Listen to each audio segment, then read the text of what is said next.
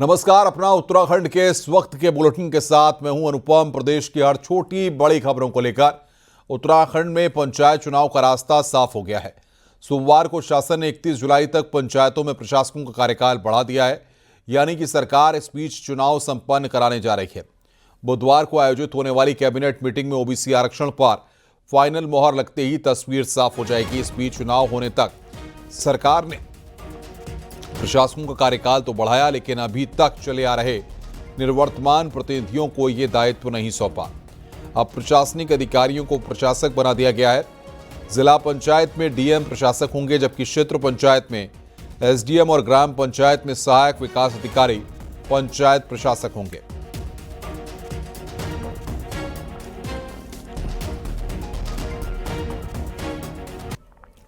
Kedarnath root पर एक के बाद एक हेली दुर्घटनाओं को लेकर डायरेक्टर जनरल सिविल एविएशन यानी डीजीसीए गंभीर हुए हैं।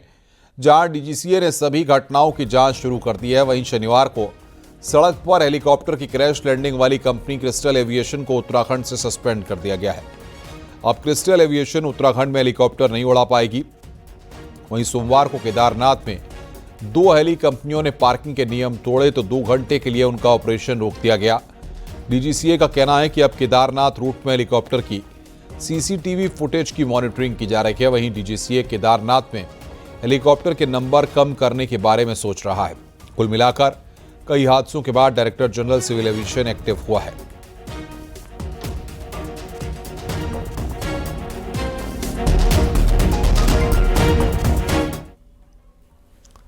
हेलीकॉप्टर की क्रैश लैंडिंग की कई घटनाएं हो चुकी हैं। वहीं केदारनाथ रूट पर हेलीकॉप्टर से सफर डरावना लगने लगा है।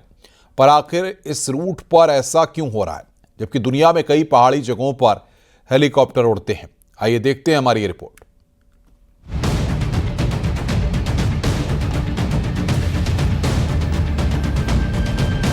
शनिवार को हेलीपैड से लड़खड़ाता हुआ यह हेलीकॉप्टर सड़क पर आ गया। गनीमत थी कि 6 लोगों में से किसी की जान नहीं गई।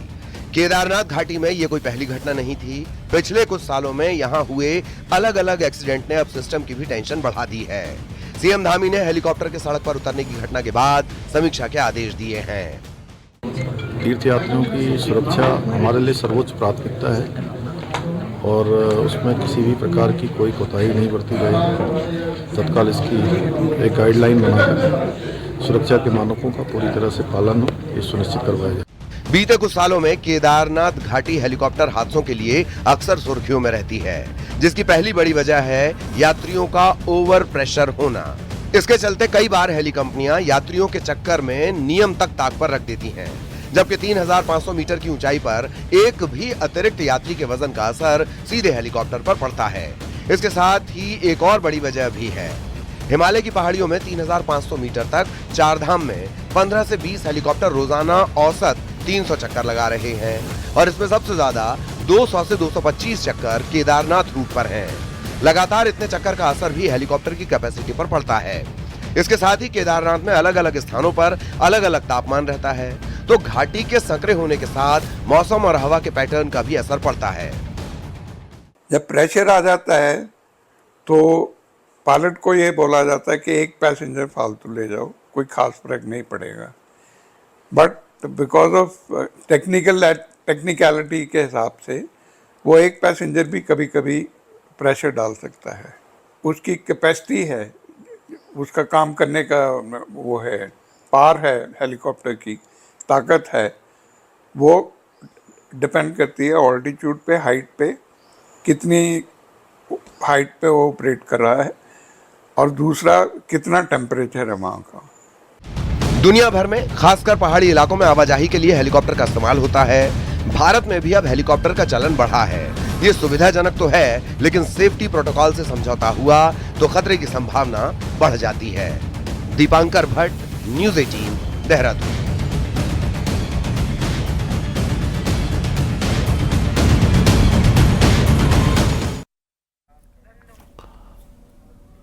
30 मई की रात राजधानी की व्यस्तम राजपुर रोड पर एक परिवार के साथ सड़क पर हुई रोड रेज की घटना के मामले में पुलिस ने 7 दिन बाद अज्ञात के खिलाफ केस दर्ज किया है और फिर 3 आरोपियों को गिरफ्तार किया है। लेकिन जांच को लेकर पीड़ित पक्ष संतुष्ट नहीं है।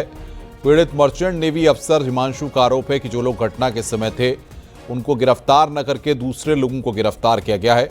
इसके साथ ही ये भी आरोप लगाया गया है कि जो पुलिस अधिकारी समझौते के लिए दबाव डाल रहा था उसी को जांच सौंपी गई है। वहीं प्रशासनिक गलियारों में चर्चा आम है कि घटना के समय फॉर्च्यूनर गाड़ी में दबंगों के अलावा एक ऐसा व्यक्ति भी सवार था जो रसूखदार पद पर है और इसी दबाव के चलते एफआईआर लगातार कई दिनों तक टाली गई।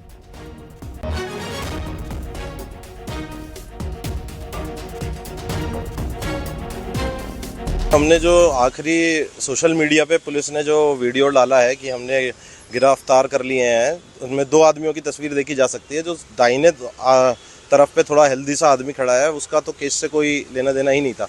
इनफैक्ट जब मीडिएशन के लिए ये लोग आ रहे थे तब ये बंदे ने अपना इंट्रोडक्शन किया था कि मैं इनका दोस्त हूँ, जो आरोपी हैं। उसमें जो गाड़ी में 4-5 लोग दिखाई दे रहे थे, बट डेफिनेटली जो फुटेज थी उसमें जो 1-2 लोग थे वो बहस करते हुए और वो उसके साथ गाली गलौच या धमकाने की बात जो प्रकाश में आई थी इस वीडियो में, उसके आधार पर कर दिया। बाकी अंडर इन्वेस्टिगेशन है। अगर अन्य किसी के द्वारा भी ऐसा कोई कृत्य किया गया तो डेफिनेटली उसके विरुद्ध भी साक्ष्यों के आधार पर आगे चार्जशीट भेजी जाएगी। देहरादून से बड़ी खबर है। ऑनलाइन रजिस्ट्री के खिलाफ मंगलवार को वकीलों का हल्ला बोल होगा। बार एसोसिएशन देहरादून के नेतृत्व में सचिवालय घेराव करेंगे। देहरादून समेत प्रदेश भर के वकील सड़क पर उतरेंगे। पूरे प्रदेश में मंगलवार को कोर्ट संबंधित कार्य ठप रहने की आशंका है। साथ ही टाइपिंग और स्टाम्प वेंडर भी बंद रहेंगे।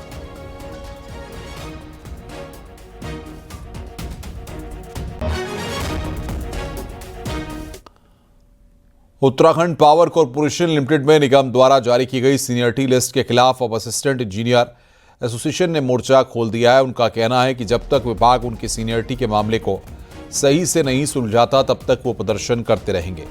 इसी क्रम में कर्मचारियों ने सोमवार को यूपीसीएल के गेट पर धरना प्रदर्शन किया। आपको बता दें कि हाईकोर्ट के आदेशों के बाद सीनियरिटी का समाधान हुआ था, लेकिन विभाग ने कमेटी बनाकर इस लिस्ट में ऐसे नाम भी जोड़ दिए जो 2010 में भर्ती हुए थे, यानी जिन्होंने नौकरी शुरू बाद में की और उन्हें सीनियर बता दिया गया पहले से, जबकि 2028 में भर्ती हुए इंजीनियर को जूनियर बना दिया गया। कि जो सीनियरिटी थी, हाईकोर्ट का जो जजमेंट था उसमें यह कहा गया था जो आपको सीनियरिटी तय करनी है वो डेट ऑफ अपॉइंटमेंट से तय करनी है। परंतु यहाँ के प्रबंधन ने शासन से कमेटी बनवाई और कमेटी को गुमराह करते हुए उन्हें इस तरीके के पेपर दिए कि उन्होंने जो कमेटी को डिसीजन लेने में दिक्कत हुई और कमेटी ने जो अभी बनाया है वो सभी कुछ इस तरह से बना दिया है कि जो 2010 में नियुक्त हुआ सहायक अभियंता है वो 2008 के सहायक अभियंता से सीनियर हो गया। हरिद्वार में रास्ते में हुए मामूली विवाद में कुछ महिलाओं ने एक लड़की की जोरदार पिटाई कर दी। घटना ज्वालापुर कोतवाली क्षेत्र के सीतापुर में सर्विस रोड की है, जहां स्कूटी हटाने को लेकर एक लड़की से एक फैमिली की कहासुनी हो गई। इसके बाद उस परिवार की महिलाओं ने लड़की पर लात घूंसों से बरसात शुरू कर दी। मारपीट की घटना का वीडियो भी सामने आया, जिसमें कुछ महिलाएं लड़की को पीटते हुए नजर आ रही हैं। सूचना पाकर मौके पर पहुंची पुलिस मामले की जांच पड़ताल में जुटी हुई है।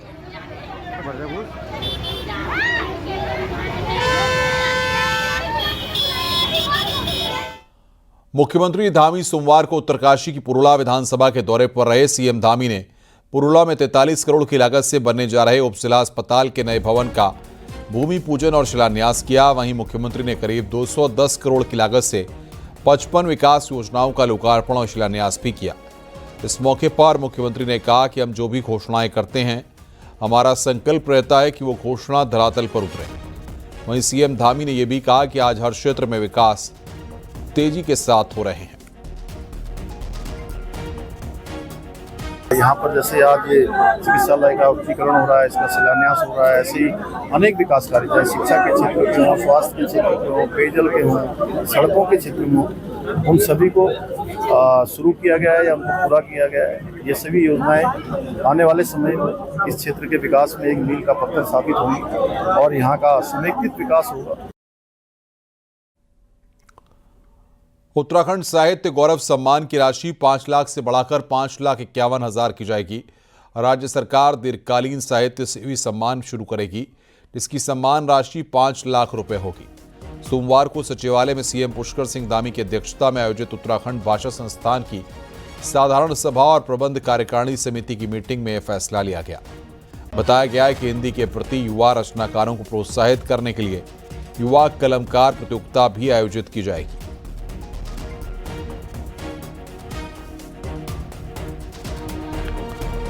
आगे बढ़ते हैं, देहरादून से बड़ी खबर आ रही है। सूत्रों के हवाले से खबर है कि राष्ट्रपति द्रौपदी मुर्मू 19 जून से 21 जून तक उत्तराखंड में रहेंगी। 21 जून को योग दिवस पर राष्ट्रपति योग करती भी नजर आएंगी। अंतर्राष्ट्रीय योग दिवस पर कार्यक्रम का आयोजन किया जाएगा। 20 जून को राष्ट्रपति का जन्मदिन है और इसी दिन देहरादून में द्रौपदी मुर्मू राष्ट्रपति उद्यान का उद्घाटन करेंगी।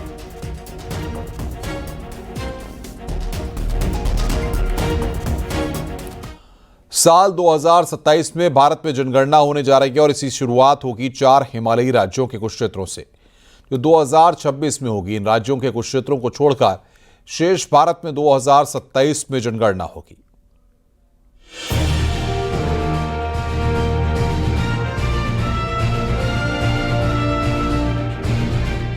देश में पहली बार फरवरी 2027 में जातीय जनगणना होने जा रही है, लेकिन इससे पहले 4 हिमालयी राज्यों उत्तराखंड, हिमाचल, जम्मू कश्मीर और लद्दाख के कुछ हिस्सों में 2026 के सितंबर में जनगणना शुरू हो जाएगी। दरअसल इन क्षेत्रों में जनवरी-फरवरी में बर्फबारी हो जाती है, जिसके चलते यहाँ की गणना पहले ही करा ली जाएगी। उत्तराखंड में बद्रीनाथ, केदारनाथ और गंगोत्री और उसके आसपास के 150 गांव ऐसे हैं जिनमें 2026 के सितंबर में जनगणना हो जाएगी। चारों राज्यों के शेष हिस्सों में फरवरी 2027 में एक साथ जनगणना होगी। ये इस देश के लिए बड़े गौरव की बात है कि ये जो आगामी सेंसस हमारा है, ये प्रथम डिजिटल सेंसस होने जा रहा है। पूर्व में जनगणना कार्य पेपर पे किया जाता था, उसके बाद पेपर का स्कैनिंग होती थी तो आंकड़े पब्लिश करने में भी काफ़ी समय लग जाता था। तो इस बार डिजिटल सेंसस होने से आंकड़े भी जल्दी मिल पाएंगे और कार्य भी काफ़ी गुणवत्ता में सुधार होगा। पहली बार होने जा रही जातीय जनगणना का उत्तराखंड में भी स्वागत हो रहा है। हालांकि बाकी राज्यों के लिए इसके अलग सियासी मायने हो सकते हैं, लेकिन उत्तराखंड में इसे पलायन की रोकथाम और समाज के शोषित वर्ग के उत्थान के रूप में देखा जा रहा है। इससे जनगणना के साथ ही जातिगत आंकड़ा भी सामने आने से विकास योजनाओं को गति मिलेगी। जातीय जनगणना से आंकड़े जब आएंगे, वो पूरे उत्तराखंड के एससी कितना है, एसटी कितना है, ओबीसी कितना है, सवर्ण कितना है, उसी के हिसाब से फिर पॉलिसीज बनेंगी, नीतियां बनेंगी।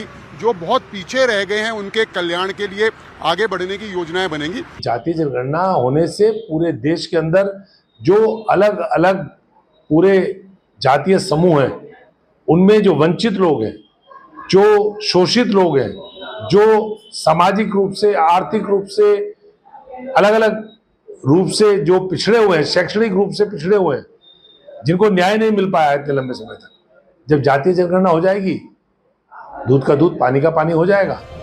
उत्तराखंड में इस जनगणना में करीब 28,000 कार्मिकों की ड्यूटी लगेगी, जिन्हें इसी साल दिसंबर से मार्च 2026 के बीच ट्रेनिंग देने की तैयारी शुरू हो गई है। खास बात यह है कि इस बार जनगणना डिजिटल होगा, यानी कर्मचारी ऑनलाइन डेटा अपडेट करेंगे। हालांकि पेपर फॉर्म का भी विकल्प रखा गया है।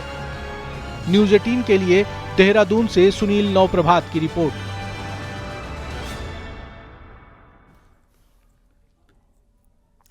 उत्तरकाशी के बाड़ाहाट में कंडार देवता का प्राकट्य उत्सव धूमधाम के साथ मनाया गया। इस दौरान उन्होंने कंडार देवता की विशेष पूजा अर्चना की और भव्य मेले का आयोजन किया। इसमें पारंपरिक रासो नृत्य का आयोजन किया गया और कंडार देवता का आशीर्वाद भी लिया गया।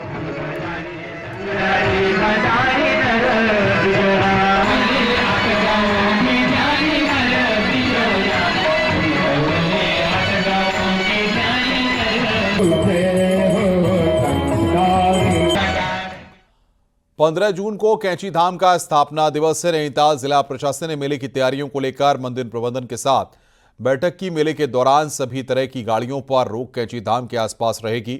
इसके साथ ही रील्स, फोटो और वीडियो बनाने पर भी रोक लगा दी गई है। खास बात यह है कि सिर्फ 15 जून को ही नहीं बल्कि 17 जून तक कैंची धाम में प्रसाद का वितरण होगा। बैठक के दौरान डीएम नैनीताल ने सभी विभागों को 13 जून तक काम पूरा करने के निर्देश दिए हैं। इसके साथ ही नैनीताल, हल्द्वानी और भवाली भीमताल से शटल सेवा चलेगी, जिससे श्रद्धालु मंदिर तक जा सकेंगे। इस बार इंतजामिया ने, जिले की इंतजामिया ने आगे बढ़कर काफ़ी हमारा मार्ग प्रशस्त कर दिया है और इसमें हमारा जो अनुमान रहता है 80,000 से 1.25 लाख तक के लोग इसमें संचलन करते हैं। प्रसाद ग्रहण करते हैं। उसको देखते हुए ये अनुमान लगाया जा रहा है कि पिछली बार की अपेक्षा 2 गुना भीड़ इस बार रहेगी 15 जून के मेले में। तो उस दौरान किसी प्रकार की अव्यवस्था न हो, उसके लिए पिछली बार जो शटल सर्विस चली थी उसकी संख्या बढ़ाने के लिए भी विभाग को हम लोगों ने निर्देशित किया है। साथ में जिन स्थानों पर बैरिकेडिंग की ज़रूरत है वहाँ बैरिकेडिंग करने के लिए भी विभाग ने अपना काम शुरू कर दिया है। केदारनाथ धाम में श्रद्धालुओं का सैलाब उमड़ रहा है। अब तक 8,89,000 भक्तों ने बाबा केदार के दर्शन किए। रविवार को 23,609 भक्त केदारनाथ धाम पहुंचे।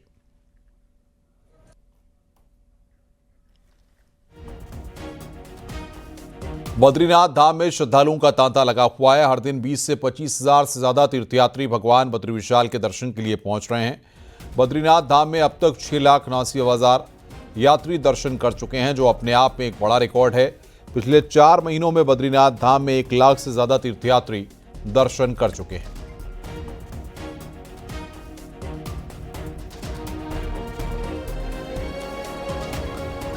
गंगोत्री यमुनोत्री धाम में 1 महीने में 8,20,000 से ज्यादा रिकॉर्ड श्रद्धालु दर्शन कर चुके हैं।